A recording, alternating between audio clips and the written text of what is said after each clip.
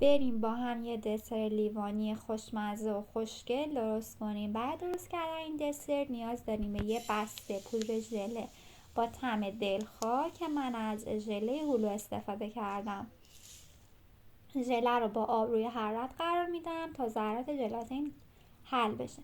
من برای درست کردن ژله همیشه از حرارت مستقیم با شعله کم استفاده میکنم و ژله کاملا براق و شفاف میشه با این روش.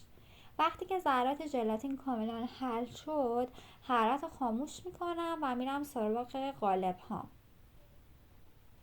که اینجا قالب های من 4 تا لیوانه. تو یکی از این قالب ها یکم آب میریزم تا امتحان کنم ببینم با چه وسیله راحت تر لیوانم رو کج نگه دارم و باید چقدر ژله داخل لیوان بریزم.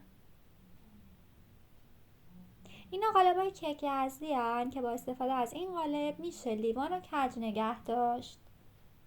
الان من لیوان رو روی قالب کیک ارزی قرار دادم، همجوری که میبینید لیوان کج مونده. این هم قالب مافینه. از قالب مافین هم میشه برای کج نگه داشتن لیوان استفاده کرد. من الان لیوان داخل قالب مافین میذارم، ولی این قالب مافین برای لیوان من یه مقدار بزرگه. من باید با استفاده از پارچه دستمالی این لیوان رو نگه دارم.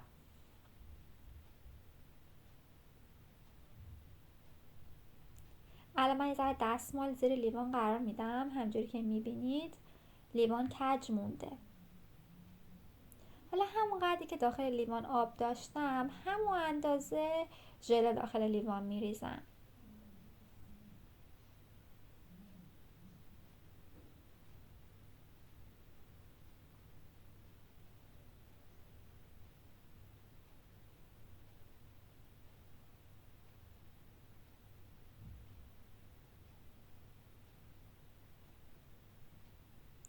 من برای کج نگه داشتن لیوان ها میخوام از قالب کیک ارزی استفاده کنم. به نظرم از قالب مافین راحت تر بود.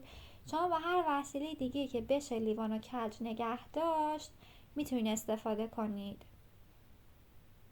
حالا لیوان ها رو همجوری کج داخل یخچال میذارم تا ژله ببنده. من میرم برای درست کردن پاناکوتا. شیر رو با شکر ترکیب میکنم و روی حرارت میذارم تا ذرات شکر کاملا حل بشه.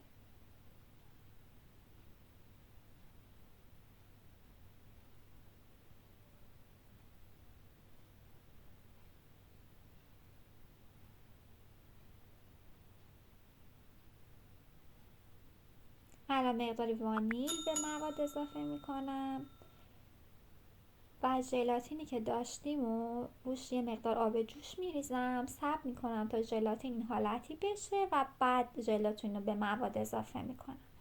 الان همش میزنم تا ذرات ژلاتین کاملا داخل مواد حل بشه.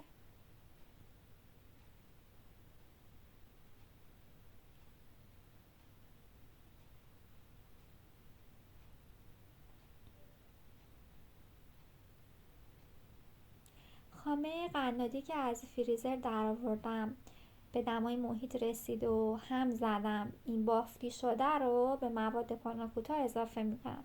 میشه از خامه صبحانه هم استفاده کرد، ولی خامه صبحانه هم باید با شکر قاطی کنید، هم بزنید این بافتی که شد بعدا به مواد اضافه کنید.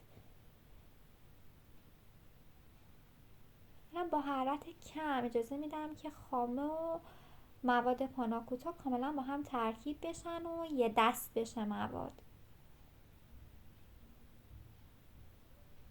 بعد اینکه مواد کاملا یه دست شد حرارت رو خاموش میکنم و میذارم که پاناکوتا کاملا خنک بشه و بعد روی ژله میریزم. اگه پاناکوتا داغ باشه ژله رو آب میکنه.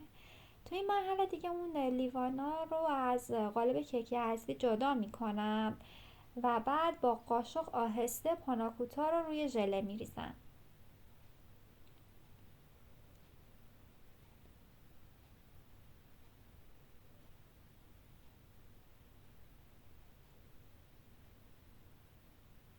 و بعد دوباره لیوان ها رو داخل یخچال قرار میدم تا پاناکوتا هم ببنده. الان پاناکوتای ما بعد چند ساعت آماده است. من با ترایفل تزیینش کردم. شما با هر چیز دیگه هم میتونید تزیینش کنید. الان این بافت پاناکوتا دسر خوشمزمون.